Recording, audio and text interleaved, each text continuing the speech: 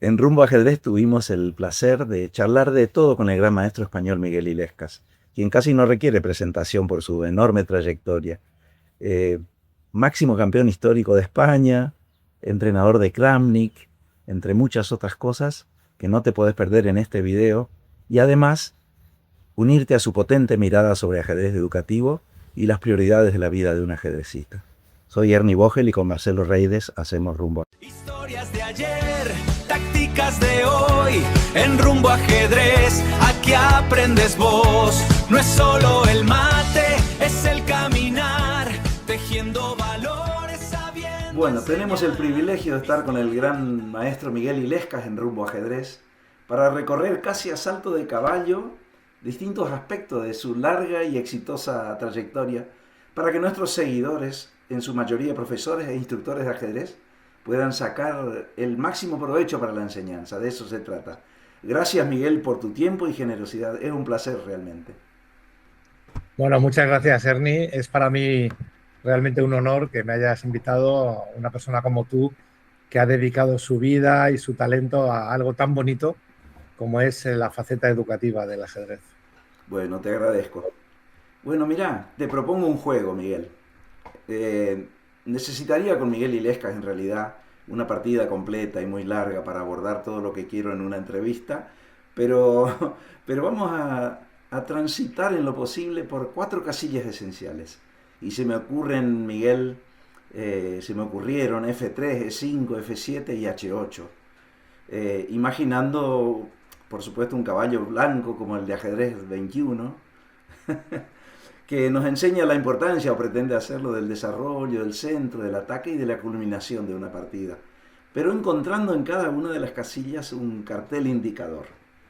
Así que, Miguel, movemos el caballo a F3 desde G1 y ahí encuentro un cartel muy breve pero potente, seguramente para vos también, que dice ajedrez educativo. Y te lanzo la primera pregunta. Vos incursionaste fuertemente en ajedrez educativo en todo el mundo, especialmente en Barcelona. ¿Qué opinás en general de la educación en España y qué aportes concretos ves que hace el ajedrez en la preparación de la niñez para la vida? Bueno, es una pregunta corta, pero que requeriría una respuesta muy larga, Tal cual, tal porque cual. es una pregunta que encierra una gran parte de mi experiencia, de mi vida. Yo empiezo con el ajedrez educativo, yo creo que empiezo a finales del siglo pasado, el año 99-2000. Yo siempre había tenido vocación didáctica, al principio enfocada a lo que sería ajedrez puro, ajedrez competitivo. Pero yo ya desde muy joven daba talleres y conferencias centradas en cómo mejorar tu nivel de ajedrez. Pero fue a partir de que creo mi escuela, el año 99, la Escuela de Ajedrez Miguel Illescas en Barcelona, La y que famosa enseguida, EDAMI, claro que sí. sí, la EDAMI empieza con un cliente, un solo cliente, un colegio.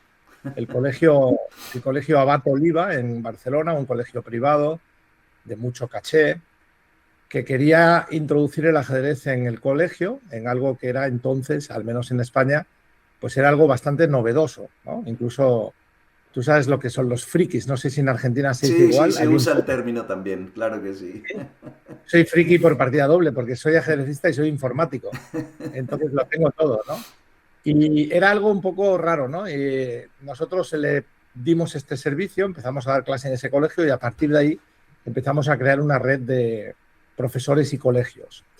Pero quizá el logro más destacado, yo diría, fue el portal jaquemate.org, que yo no sé si tú llegaste a conocer, No, solo por pero referencias, Miguel. sí, pues Fundación Telefónica en el año 2000 estuvo de acuerdo en patrocinar un proyecto de Internet que fue realmente para la época muy innovador y tuvo un enorme impacto en la educación ajedrecística de España y Latinoamérica, porque en aquella época, el año 2000, no se podía jugar ajedrez por Internet y no Exactamente. había recursos con la facilidad que hay ahora. Los clubs que había, que eran dos, eran de pago y ahí brindamos la oportunidad a toda la comunidad latinoamericana y especialmente a los niños de la posibilidad de jugar ajedrez y de aprender concursos especiales. Y ese proyecto formamos más de 100.000 alumnos, que es una cifra, Es una creo que está muy cifra, bien. sí, es Sí, muy para difícil de ser el igualar. principio, Sí. los albores de Internet. Estamos hablando de un momento en que no todo el mundo tenía acceso y no todo el mundo disponía de la posibilidad de aprender ajedrez así, ¿no? Que hoy en día ya lo damos como algo por hecho, ¿no? Para mí fue una etapa, sí, fue una etapa importante en mi vida. El año 2007 publiqué un libro que refleja esa visión, una colección de libros que se titula Aprendemos a pensar jugando. Y fíjate que la palabra ajedrez no sale, porque en realidad, sí, en realidad yo creo que el juego en sí, y de esto sabría bastante, nos podía contar mucho nuestro común amigo Esteban Jaureguizar, de Uruguay, que defiende el juego como un método educativo integral, y yo también. Yo creo que jugar motiva al alumno, y un alumno motivado es un alumno que puede aprender más fácilmente. Entonces, la colección se titulaba así, Aprendemos a pensar jugando, y el objetivo fue ya desde entonces utilizar el ajedrez para formar muchachos, muchachas pensantes, que se acostumbren a razonar y a usar la lógica en su toma de decisiones, y si luego llegan a campeones de ajedrez o no, da exactamente igual. Exacto. Ese fue el enfoque. Y luego me has hecho una segunda pregunta, que es ¿qué puede aportar el ajedrez, ¿no? en la educación? Que ya la estuviste, perdón, insinuando en lo que fuiste relatando, por supuesto.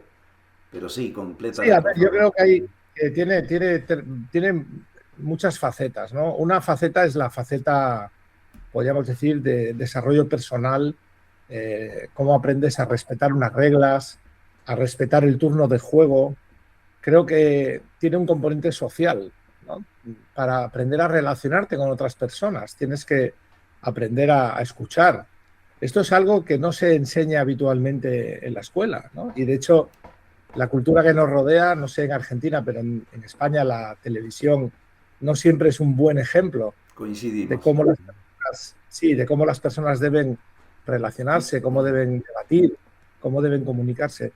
El ajedrez presenta un espacio de debate civilizado, justo y respetuoso, que yo creo que sienta las bases para una educación integral, ¿no? Esta sería la formación en valores, sería un aspecto. Luego está la formación intelectual en el sentido de desarrollo de habilidades matemáticas, la aritmética, la geometría que encierra el tablero, todo lo que tiene que ver con las habilidades de toma de decisiones, de gestión del éxito y el fracaso, gestión del tiempo. Hay una que para mí es especialmente valiosa, tener que mover en una posición mala. ¿A ti te ha pasado tener que hacer una jugada en una posición mala? Por mi nivel de ajedrez, Miguel, me ocurre muy frecuentemente. Bueno, a mí me ha pasado un montón de veces. Es muy duro mover cuando sabes que estás perdido. Así es. Es muy duro continuar esa partida en ese momento. Y los muchachos, los alumnos que se introducen en el ajedrez de competición, suavemente, porque yo creo que es un aspecto bastante duro del juego del ajedrez, hay que hacerlo de forma muy suave, muy progresiva, pero también aprenden a superar esos momentos difíciles y a seguir adelante, ¿no? Que la vida nos va a poner muchas situaciones difíciles, nos va a poner a prueba, y ese entrenamiento que uno obtiene cuando defiende, por ejemplo, una posición perdida, pues es extremadamente útil para lo que nos espera luego. Y por último, los beneficios sociales, ¿no? El ajedrez es un idioma, es como la música, como cualquier otro idioma, que nos permite comunicarnos con los demás, que nos permite expresarnos, y está bien claramente demostrado que puede tener utilidad educativa incluso para colectivos o para chicos con TDAH, o sea, situaciones más problemáticas, y por tanto es una herramienta terapéutica, claro que sí. Sí, y conoces a la labor de mucha gente, entre otros Juan Antonio Montero en Extremadura. Luego también se está usando como elemento de reinserción en las cárceles, se está usando con la gente mayor para acompañarles en el difícil trance, ¿no? De que te vas quedando solo en el mundo, ¿no? A medida que fallecen todos tus seres queridos, ¿no? Entonces el ajedrez te acompaña en esos momentos y te permite, pues, esa labor, podríamos decir, esa faceta social de interactuar con otras personas, ¿no? Son tantas las cosas que podríamos estar varias conferencias hablando de ello. Me has hecho una pregunta demasiado general para... Sí. Bueno, vamos a una más concreta, Miguel. ¿Qué analogías ves entre el pensamiento humano y el de las máquinas? ¿Y qué de ello crees, esto puntualmente, que nos puede servir a los profes de ajedrez? Bueno, es un tema también apasionante, ¿no? El ajedrez ha sido durante muchos años un campo de pruebas, un campo de desarrollo de la inteligencia artificial. No olvidemos los hitos como la victoria de Deep Blue contra Garry Kasparov, o más recientemente todo el desarrollo de AlphaGo, AlphaZero en el campo de los juegos, también del ajedrez, ¿no?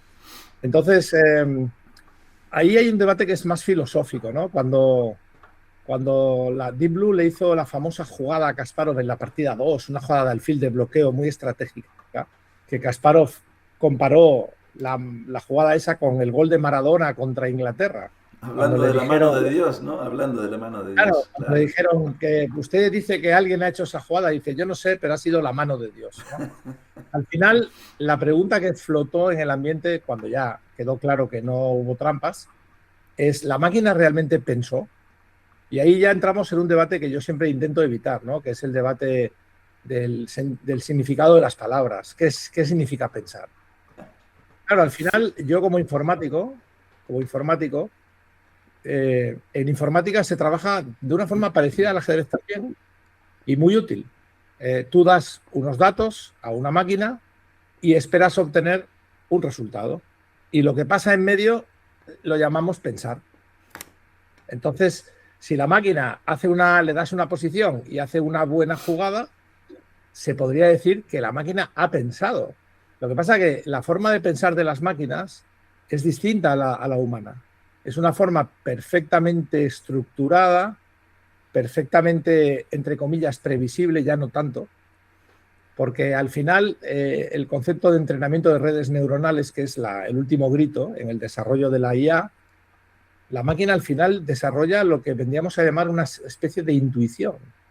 Cuando yo veo una posición y sin calcular nada, sé la jugada correcta, o estoy casi seguro de cuál es, por los patrones que tengo, es algo que no es el pensamiento racional consciente, es algo casi fruto del entrenamiento, de las miles de horas que yo he pasado. Pues las máquinas, a medida que las vamos enseñando y educando y dejándoles que aprendan acerca del mundo, empiezan a desarrollar esa especie de intuición, esa especie de pensamiento. ¿Qué podemos aprovechar los profesores? Bueno, yo creo que es un campo extraordinario. O sea, la tecnología ha democratizado el acceso a la información. Cuando yo empecé a jugar, la escuela soviética tenían una enorme ventaja porque tenían mejores entrenadores, mejores materiales. Hoy en día cualquiera con un sencillo ordenador puede acceder a bases de datos con millones de partidas gratuitas, cursos gratuitos en Internet. Y esto para los educadores también es una gran ventaja, ¿no? Porque podemos coordinar. Nuestra responsabilidad ahí estaría más bien en orientar, en guiar a los alumnos cómo pueden sacar el mejor partido de toda esa información y de todas esas posibilidades. Y aquí lanzo una advertencia, un consejo, vamos a decirlo así, con mucho cariño, sabiendo que no me van a hacer caso muchos, pero voy a decirlo muy claramente, jugar bullet no ayuda a mejorar tu nivel. Jugar rápidas es divertido, pero no mejoras tu nivel.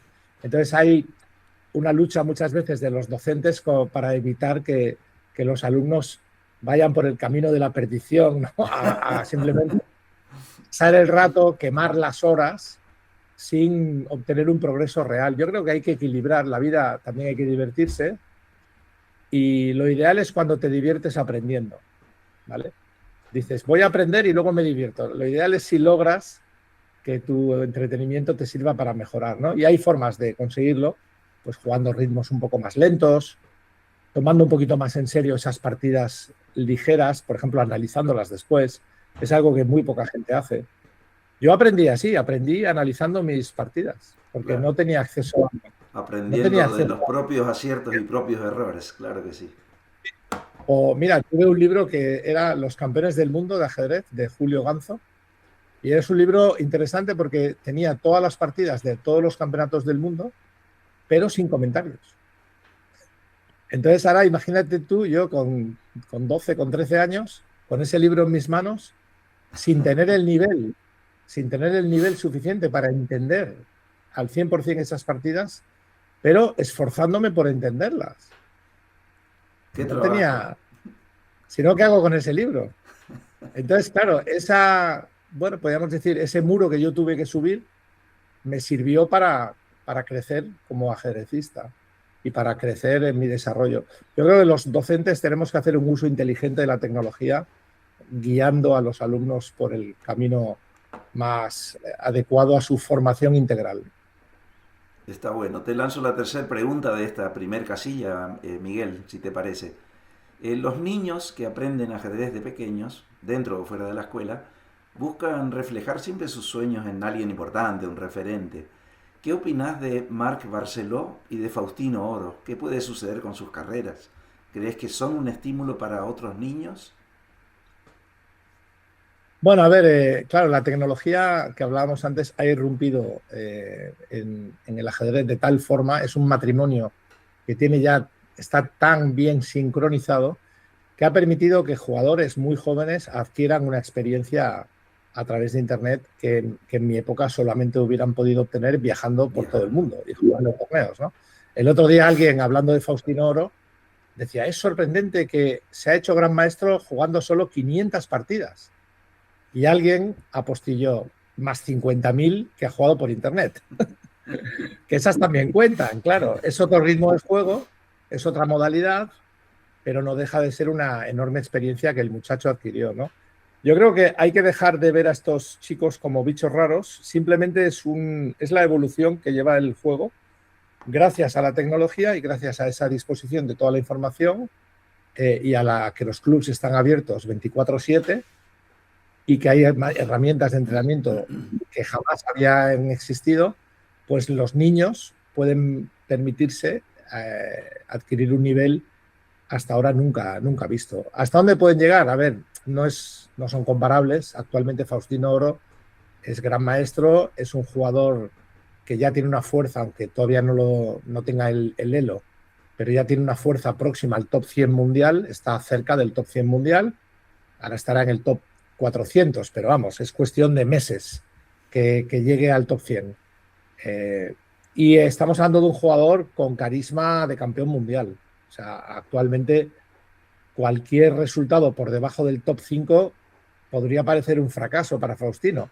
Esto que no lo escuche Faustino, porque no se trata de meterle presión a los chicos. Te estoy hablando objetivamente, analizando su nivel ahora. Yo creo que lo que tiene que hacer un chico de su edad es disfrutar del juego, pasarlo bien, esforzarse, aprender todo lo que pueda. Le va a ser útil en la vida, haga lo que haga el día de mañana, aunque en el caso de Faustino parece claro que se va a poder ganar perfectamente la vida con el deporte del ajedrez, que no siempre es así, ¿no? En el caso de Marc es un poco distinto, es un chico que está empezando, va a cumplir 10 años el mes que viene, es un poco pronto para aventurar cuáles van a ser podríamos decir, su potencial. Está claro que, a ver, es uno de los mejores del mundo de su edad y si sigue así, si continúa manteniendo ese nivel, pues puede llegar a ir logrando las metas que, por ejemplo, ha logrado Faustino. Poco a poco, escalón a escalón, ¿no?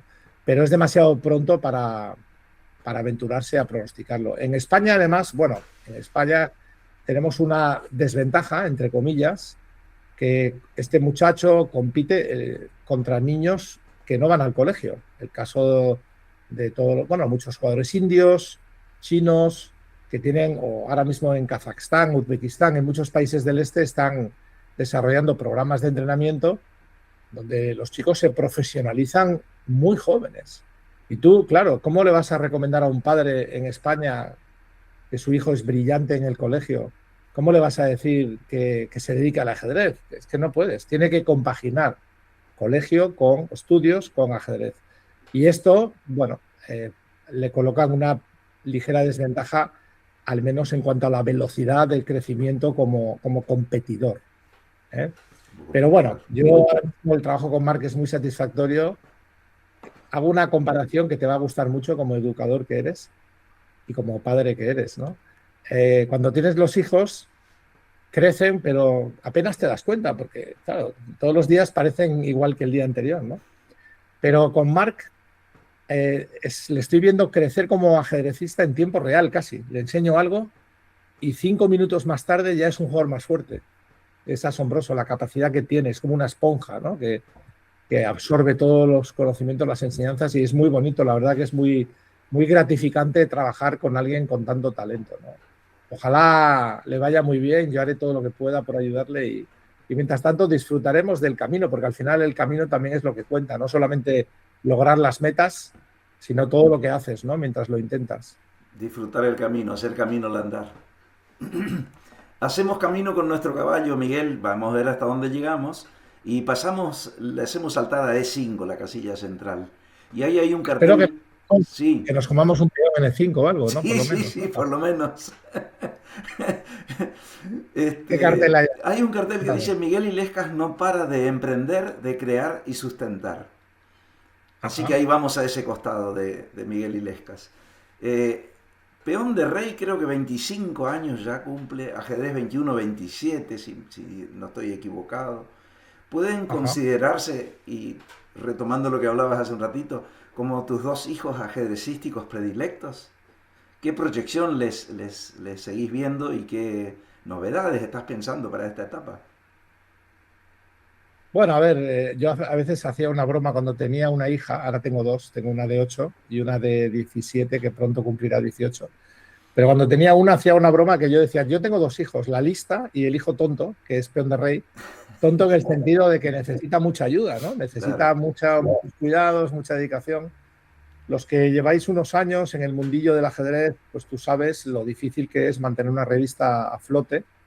Hemos tenido muchas que lamentablemente pues no han podido tener continuidad Y porque muchas en España, además, ¿no? Muchas de sí, España, en además. España tuvimos Jaque 8x8, Jaque, revista sí, sí. de ajedrez, Aquí llegaba y son mucho proyectos, 8x8. sí, porque era una editorial, Zugarto, una editorial muy importante. Y el problema siempre ha sido, pues eso, darle continuidad. Yo creé la revista en el año 99, se va a cumplir ahora bueno, perdón, en el año 2001, Sí. tú lo has dicho muy bien, 25 años cumple Peón de Rey, este mes de noviembre, precisamente, Ah, mira. cumpliremos 25 aniversario.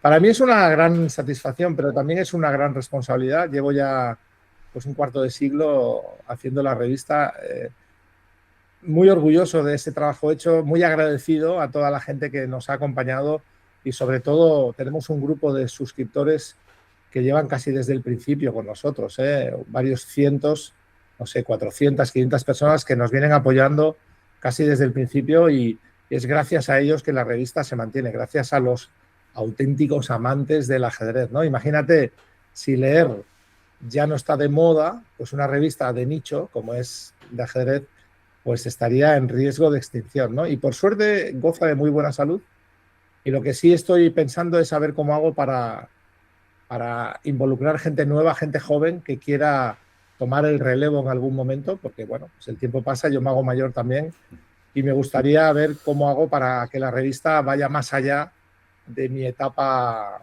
profesional, ¿no? Ajedrez 21 empezó como un portal de juego y luego se ha convertido en una tienda que lleva ya muchos años prestando servicio, una tienda online. Lamentablemente no he podido cumplir, que me hubiera gustado, dar un servicio integral a toda la comunidad latinoamericana porque simplemente los envíos, las Sí. aduanas complican enormemente la logística y al final operamos sobre todo en España y, y bueno, contento también de la valoración que hacen los clientes de nuestros servicios. Siempre ha sido un poco, yo he querido todo lo que he hecho, siempre he procurado mantener un nivel de calidad muy, muy alto, Muy el alto. máximo que yo pudiera permitir, compatibilizando eso con la viabilidad de los proyectos, ¿no? Porque hubo revistas muy buenas, pero que, por ejemplo, pues no actualizaron el precio y al final los números hacían imposible la continuidad, ¿no? Entonces, a mí siempre me ha gustado ser pragmático, romántico y pragmático. Mira que es difícil combinar Es difícil. estas cosas, pero es mi carácter, es mi forma de ser es así. He sido una persona, por un lado, como informático, tengo la cabeza cuadriculada, soy muy analítico, muy organizado, pero también me considero una persona creativa. Me considero, ¿por qué? Pues porque me gusta aprender, me gustan los retos, a buscar soluciones nuevas, no conformarme con repetir lo que han hecho otros. Y tú que venías a algunas charlas mías en México, te acordarás que yo cada día metía algo nuevo en las charlas, porque me Exactamente. aburría aburría repetir siempre lo mismo. Yo no podría ser actor de teatro repitiendo siempre.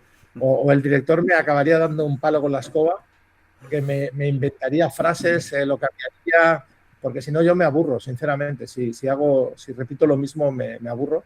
Y eso también se ha reflejado en mi juego, porque yo soy uno de los pioneros, junto con Ivanchuk, en jugar todo. La única diferencia es que Ivanchuk juega y sabe todo, yo solo juego todo. Y el verbo saber ya no lo meto ahí, ¿no? Pero ambos teníamos esa particularidad que éramos capaces de jugar todo. Claro, cada uno con mayor o menor éxito, ¿no?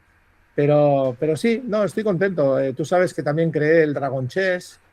A eso iba la siguiente pregunta, así que ahí vamos. Bueno, pues te dejo que Dale, preguntes. dale. Entonces. Justamente pensaba que para no perder el rastro del ajedrez educativo en todo nuestro recorrido de caballos en esta entrevista, y destacando tu interminable y consistente inventiva, vos mismo lo dijiste, sos muy creativo, te pregunto directo, ¿vale más una dama o un dragón? Bueno, pues afortunadamente o tristemente ya tenemos una respuesta matemática, porque ya existe el Dragonfish, igual que está el Stockfish, que juega ajedrez prácticamente perfecto, pues desde hace tiempo existe el Dragonfish, que juega Dragon Chess prácticamente perfecto y nos dice que la dama vale más que el dragón, aproximadamente 9 contra 7,5, para que te hagas una idea, un peón y un poquito más. También depende del tipo de posición. El dragón es una pieza que mueve como alfil y caballo y, por tanto, en posiciones bloqueadas se maneja muy bien, como se manejaría un caballo. En posiciones abiertas, la dama, que mueve como alfil y torre, pues la torre es superior al caballo en posiciones abiertas y, por tanto, ahí la dama manda, ¿no? Al final, en ajedrez, como casi siempre, ¿por qué un alfil es más fuerte que un caballo? Porque es más fácil destruir que crear. Es más fácil abrir el juego que cerrarlo. Si yo quiero abrir el juego, lo abro, aunque tú no quieras. Lo abro, a lo bruto lo abro. Sí. Solamente se bloquea cuando ambos aceptan, ¿no?, el bloqueo. Entonces el alfil tiene ese potencial, como tiene la dama, de que algún día el juego se va a abrir y, por tanto, ese valor de futuro que tienen esas piezas. El dragón, bueno, ¿sabes? Lo creé a raíz del match Caruana-Carlsen, que acabó con 12 tablas. No sé si recordarás aquel encuentro por la Corona Mundial. Entonces yo pensé, digo, estos chicos ya juegan demasiado bien, ¿no? Admito humildemente que esto se repite a lo largo de la historia. Capablanca y Alekhine, Capablanca, después del match con Alekhine, pues empezó a decir que el ajedrez tradicional, que ya estaba todo resuelto. Pobre Capablanca, ¿no? Sin levantar la cabeza, ¿no? Pero es verdad que a veces los chicos juegan demasiado bien y la perfección es enemiga del espectáculo. En ajedrez, la salsa, como en el fútbol. Imagínate un fútbol sin errores, 0-0. Nadie lo disfrutaría, ¿no? Entonces, por cierto, que tenemos ahí ahora Argentina-España una posible final, ¿eh? Una posible, ojalá. Amigos, ¿no? Ojalá. Entonces, bueno, el Dragon Chess ha tenido mucho éxito, sobre todo en colegios. A los niños les encanta porque es una oportunidad de crear algo nuevo. Creo que desde el punto de vista educativo está muy bien porque estimula la imaginación, plantea nuevos retos. Y lo que pasa es que no pone en duda ni pretende cuestionar la magia, ni la popularidad, ni el éxito del ajedrez normal. El ajedrez normal está en plena forma, está en un momento brillante a nivel mundial. Para los amateurs es más que suficiente. Pero el Dragon Chess puede ser una forma de desconectar, pues de divertirte haciendo algo muy parecido al ajedrez. Y yo creo que a nivel de élite tendría éxito. O sea, yo he jugado con gente fuerte y todos los grandes maestros con los que he podido probar, todos han quedado encantados y el único problema es que hay que poner plata, ¿no? Hay que poner dinero para que los maestros se animen a jugarlo en serio, ¿no? Pero para mí es superior claramente al 960, al Random. Sí, al Fischer Random, sí. Sí, para mí el Dragon Chess coincido. O sea, no tiene los defectos que sí tiene el Fischer Random y sí que tiene prácticamente todas las ventajas, ¿no? Entonces, bueno, quizá algún día tenga tiempo de popularizarlo, a ver si puede ser cuando me jubile un poco. Y desde el punto de vista educativo, más allá del competitivo, si uno está en etapa de aprendizaje como alumno, disrumpir tanto como el Fischer Random, con las cuestiones que estamos tratando de consolidar en el aprendizaje, Sin embargo, con el dragón es una disrupción suave que no rompe casi Correcto. ninguna de las lógicas del juego. Entonces no Sí, yo creo contradice que el aprendizaje. la razón, tú acabas de dar en el clavo de por qué el Fisher Random no se ha popularizado. La razón es muy simple, es que es demasiado difícil. Es que la posición inicial es un dolor de cabeza para un gran maestro, imagínate para un aficionado. Es que es demasiado difícil. Entonces, bueno, hay gente que sí le ha gustado, siempre hay público para todo, pero la mayor parte del público rechaza o, bueno, simplemente no le interesa el Fisher Random, ¿no? Y yo lo entiendo. Bueno, Miguel, saltamos con nuestro caballo de nuevo. No sé si hemos comido en E5, pero me gustaría capturar en F7, que es el punto álgido de ataque siempre en los tableros de ajedrez. Y Sí. allí, al comer, encontramos un cartel que dice un gran jugador y entrenador. Pero te aclaro también que el cartel de asesor informático se cayó fuera del tablero después de la Ajá. tormenta de Deep Blue y no lo pudimos recuperar para esta entrevista, porque si entramos en ese tema que ya lo fuiste desarrollando un poquito hace unas cuantas preguntas atrás, creo que no terminaríamos nunca. Así que bueno, vamos a acotarnos al gran jugador y entrenador. Pregunta, A ¿qué ver, mi sí, carrera como jugador. Vas a preguntar, perdona, pensé que no, ya. avanza. Prefiero que sea así. No, que mi carrera como jugador se resume de forma muy sencilla. Yo tuve una. eh, yo aprendí a jugar de pequeño, tuve luego una adolescencia muy complicada que me retrasó mucho mi desarrollo. Creo que tenía talento para haber progresado más rápido. Cuando ya hice el servicio militar y acabé los estudios de informática, opté por dedicarme al ajedrez y ahí ya subí muy rápido. Pasé de ser uno de los 10 mejores jugadores de España a ser claramente el mejor y a ponerme en el top 100 mundial. Eso con 20 años. A partir de ahí, ¿qué pasa? Que cuando llego al top 100 mundial me estanqué, 5 años pasé que no lograba pasar de él, porque ahí me encontré con que todo el mundo jugaba bien y ahí pagué el precio de no tener fundamentos, de mi mala preparación previa, de no tener una dirección clara. Pagué ese precio estancándome durante 5 años, del año 86 hasta el año 91, donde no lograba superar ese nivel. Hasta que en el año 91 la informática vino en mi ayuda, me pude comprar mi primer ordenador portátil. También hubo una conjunción de factores porque me fui a vivir a León, yo tenía una novia allí. León es una población del norte de España donde hace mucho frío, con lo cual te quedas en casa estudiando ajedrez.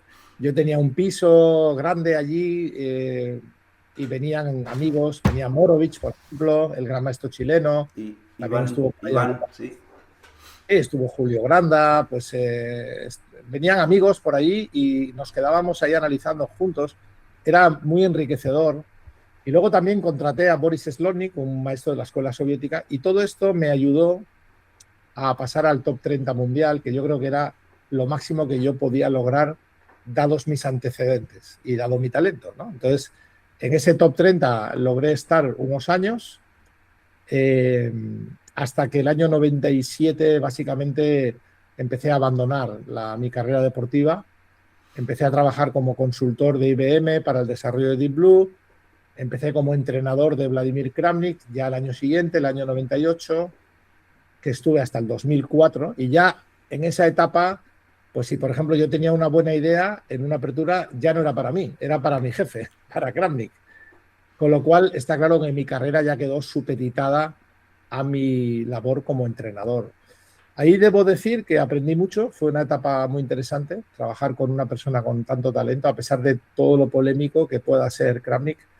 Eh, no sé, yo todas estas historias de cancelar personajes históricos, porque luego se ha descubierto que eran malas personas, si un tío pintaba bien, o si ahora descubriéramos que Mozart era mala persona, eso no significa que su música pueda ser obviada, ¿no? Pues Kramnik, como jugador de ajedrez, fue brillante, ¿no? Lo que hizo, lo que logró, ganar a Kasparov en su mejor momento. Y yo, pues bueno, estoy bastante orgulloso de haber formado parte de ese equipo, ¿no? Que también es gracioso que Kasparov solo perdió 2 encuentros en su carrera, ¿no? Uno contra la máquina el año 97 y otro contra Kramnik el 2000. Y el propio Kasparov bromea a veces y dice, hay un elemento común en estos Miguel dos Gillespie. derrotas. Era yo, sí, sí. A pesar de lo cual, a pesar de lo cual tenemos mucha, bueno, buena amistad y yo sobre todo la admiro muchísimo, ¿no? Y ahí está más o menos resumida mi carrera como jugador-entrenador. Luego ya, a partir del final de mi tarea con Kramnik, el año 2006, cuando ya comprendimos pues, que ya el proyecto estaba más o menos agotado, pues él ya dejó de ser campeón del mundo porque cuando yo no estuve ya perdió el título. Esta es otra broma que hago, pero es verdad que conservó el título hasta 2006, el último match con Topalov, y luego ya en 2008 perdió con Anand y yo ahí estaba de comentarista. Y a partir de entonces ya me dediqué más a las conferencias, a mi empresa, a la revista, a Ajedrez 21, a la tienda, a mi familia, y dejé un poco de entrenar. Y solamente hace poco atendí la solicitud de la Federación Catalana para empezar a trabajar con los jóvenes aquí en Cataluña. Me hizo mucha ilusión que me llamaran. Y bueno, pues ahora pues muy motivado, muy contento con los resultados que estamos logrando. Tenemos un grupo de jóvenes, chicos y chicas, con mucho talento. El más conocido es Marc Barceló, pero hay otros y otras. Tenemos una niña de 8 años que es un fenómeno, que ya pronto irás a hablar de ella, Mar Mínguez. Y muchos otros jugadores de gran nivel. Alex Villa, un chico un poquito más mayor, pero que también está ahora a un nivel fantástico. Pronto llegando, yo creo, a gran maestro. Y bueno, pues es una satisfacción poder volver a, bueno, pues a los orígenes, ¿no? De ese aspecto didáctico que yo siempre he tenido en mi vida y en mi carrera, ¿no? Con lo que vos no contaste cuando vos eras niño, prácticamente. Sí, un poco sí, quizá dar a los demás lo que yo no pude tener, ¿no? Sí. Como se nos va a ir acabando el tiempo, Miguel, me salté un par de preguntas porque en esto que me relataste tan puntualmente y tan ricamente, ya están varias respuestas de lo que yo te iba a preguntar, pero te pregunto una puntual que a los profesores que escuchan, que nos van a escuchar y les va a interesar muchísimo, que es que un poco como volviendo a Marc y Faustino, pero a las situaciones especialmente en que puede encontrarse un profesor ante un alumno promesa. ¿Qué herramientas tenés para detectar si una niña o un niño están especialmente dotados para el ajedrez?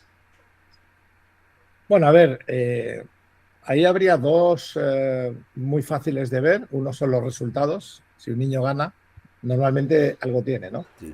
Pero luego también está el juego. Puede que no gane, pero tiene un juego, tiene unas características que le hacen especial, ¿no? Luego está el carácter. El carácter es muy importante también. Luego está el entorno familiar.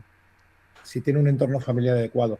Para que un muchacho sea una promesa brillante, tienen que alinearse los astros, ¿eh? Tiene que tener talento. El síntoma más claro es un niño que trabaja solo ajedrez, que él solo, sin que nadie le diga, agarra un libro o se pone a mirar un vídeo en YouTube. O sea, el niño que hace eso sin verse obligado, sin que sea la hora de ajedrez, el niño que hace eso, la niña que voluntariamente busca y pide, pues es un síntoma muy claro, la pasión. Al final, lo que define a los talentos es la pasión, ¿no? Les tiene que apasionar, te tiene que gustar mucho. Marc Barceló, por poner uno de los ejemplos que conozco más de cerca, pues es un chico que él va por delante de los entrenadores. Él te pide, te pregunta, te quiere más, ¿no? Y siempre está dispuesto a, nunca te dice que no a una sesión de ajedrez. Y luego, claro, ya para ser muy bueno tiene que tener algunas características que le hagan especial. Por ejemplo, en el caso de Marc, la principal característica que le distingue de otros niños de su edad, de 9 años, es su capacidad de sufrimiento, su resiliencia. Es un niño que para ganarle es que le tienes que ganar 7 veces. O sea, él tiene una capacidad de lucha. Muchos chavales pues tiran la toalla cuando se ven perdidos, bajan el nivel, y este chico se agarra a un clavo ardiendo para seguir en la lucha, ¿no? Esa cualidad no es nada habitual en niños de su edad. Entonces, si tú detectas pasión, carácter, pues ya puedes empezar a ver. Y luego, claro, el tema del entorno familiar también va a marcar la diferencia. En el caso de Marc, tiene la suerte de que tanto el padre como la madre son gente muy inteligente, gente muy, muy sana, muy, muy buenos padres, muy buenos educadores, y eso favorece su desarrollo integral, ¿no? Como persona y como ajedrecista, ¿no? En el caso de Faustino, pues también se ve claramente como sus padres se han volcado absolutamente con su carrera con sus, supongo, aciertos y errores como todo el mundo, pero absolutamente comprometidos con ayudar al chico a llegar a lo más alto, ¿no? Sacrificando su propia vida personal. Entonces, estas son los factores, ¿no?, que puedes valorar, ¿no? Es muy típico, por ejemplo, pues que pones un problema y el niño lo resuelve muy rápido, mucho antes que el resto del grupo. Si eso pasa 2, 3, 4 veces, claramente algo pasa ahí, ¿no? Claro. O si encuentras que el niño te pregunta, oye, ¿la defensa india de rey? Dices, ¿este niño dónde ha salido? O sea, ¿cómo sabe esto, no? En el caso de Marc, fíjate, te pongo un ejemplo de un detalle que te hace ver que estás ante un jugador especial. En un momento dado, una partida, el negro jugó H5, un movimiento de peón de torre, 2 pasos. Y yo pregunté, ¿por qué es mal H5? Y él levantó la manita, eran niños de 14 años, todos, 14, 15, y él tenía 8 en aquel momento. Levantó la manita y dice, porque debilita G5. Con su vocecilla. Entonces, claro, era verdad, pero un muchacho que es capaz de entender y de verbalizar su comprensión ajedrecística no es normal a ciertas edades. Un niño pueda hacer una buena jugada sí es normal, pero que sea capaz de explicarte por qué es buena o por qué es mala y te lo explique con esa claridad es muy significativo, ¿no? No sé si he contestado, he dado algunas pistas, ¿eh? No, pues por supuesto. Muy rica esta respuesta, Miguel. La van a valorar mucho los profes de Rumbo Ajedrez. Bueno, y vamos saltando a H8 porque se acaba esta entrevista, Miguel. Y H8 como última casilla del tablero puede ser como el último cuestionario que podemos abordar. Y no queríamos dejar de plantar el cartel allí, que hay un cartel en la casilla H8 que dice Miguel Illescas es de carne y hueso, dice. Y te pregunto, o más bien te converso, que estás felizmente casado con la gran maestra Olga Alexandrova y tienen 2 preciosas hijas, como ya nos anticipaste hace un rato, y como me consta. Algunos se preguntan cómo se logra el equilibrio de pareja y familia entre la alta exigencia y la competitividad de 2 grandes maestros, entre muchos otros aspectos que vos comentaste de ocupacionales como empresario y entrenador, ¿no? Bueno, a ver, te podría dar la respuesta políticamente correcta o darte la respuesta más sincera. ¿Cuál prefieres? ¿La sincera? La sincera, por supuesto. Estilo Miguel. La sincera es que no es compaginable. O sea, el ajedrez de élite es muy exigente. Tú supongo que has oído hablar de Kaisa, la diosa del ajedrez. Es tremendamente celosa. Entonces, hay palabras que te bajan el elo. La palabra esposa, la palabra hijos te baja ahí, bueno, pañales, hipoteca. Hay una serie de palabras prohibidas, vamos a decirlo así, que hacen que tengas que replantearte tu carrera profesional, ¿no? Ser un jugador de superélite lo logran muy pocos, lo ha logrado, por ejemplo, Anand. Pero es que estamos hablando de uno de los mejores jugadores de todos los tiempos, Anand. Pero, por ejemplo, Kasparov no lo ha logrado tanto porque divorcio, los hijos casi no los ves. Al final dices, sí, tengo familia, tengo hijos, pero no los veo. Con lo cual, eso no es conciliar. Lo que tú me has puesto es mi ejemplo de una familia, casi te diría, tradicional, que hacemos muchas cosas juntos, que convivimos, que yo paso tiempo con mis hijas, pues eso no es muy compatible con el ajedrez superélite. Es así. Tienes que aprender a conciliarlo con todo lo demás. Entonces, la vida solo es una.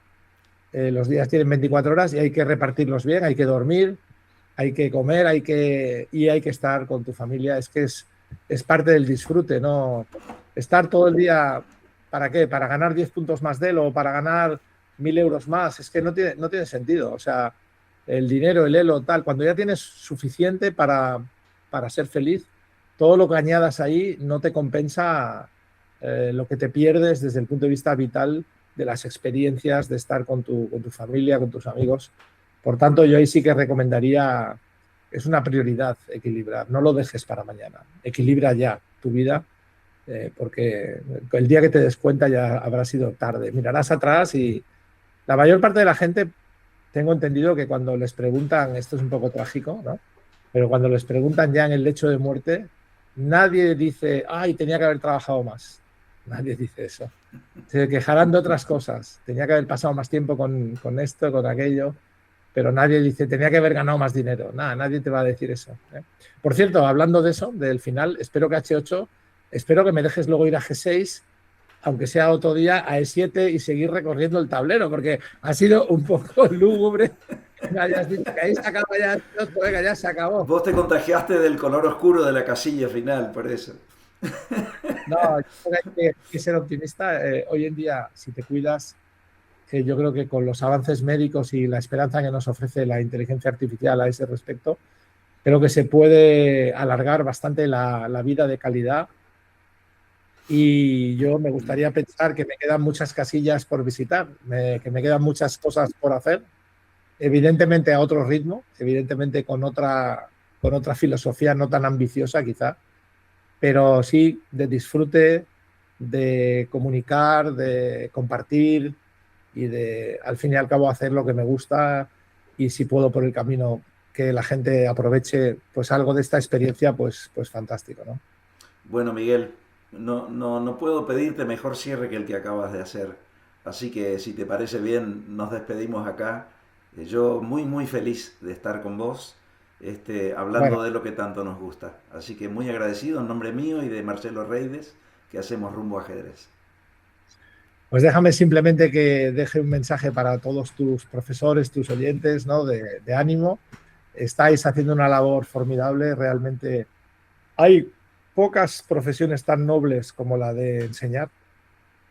Creo que es algo muy infravalorado en la sociedad actual, y sin embargo, el día que la sociedad progrese y se superen ciertos atavismos, ¿no? Y todos los conflictos y todo, se dará auténtico valor a lo que es la formación. Y gente como vosotros, pues solamente habrá que felicitarlos y seguir, bueno, animaros a seguir por ese camino. Y si podemos aportar un granito de inspiración desde aquí con estas charlas, pues va a ser mérito tuyo, y muchas gracias por haberme invitado. Por cierto que nos inspira esta charla contigo, Miguel, y gracias de nuevo y cariños a tu familia. Muchas gracias, Carlos. Hasta siempre. En Rumbo Ajedrez, aquí aprendes vos. No es solo el mate, es el caminar, tejiendo valores, sabiendo enseñar.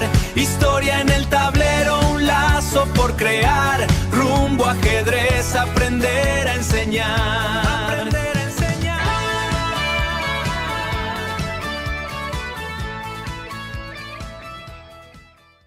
Historias de ayer, tácticas de hoy. En Rumbo Ajedrez, aquí aprendes vos. No es solo el mate, es el caminar, tejiendo valores, sabiendo enseñar. Historia en el tablero, un lazo por crear. Rumbo Ajedrez, aprender a enseñar.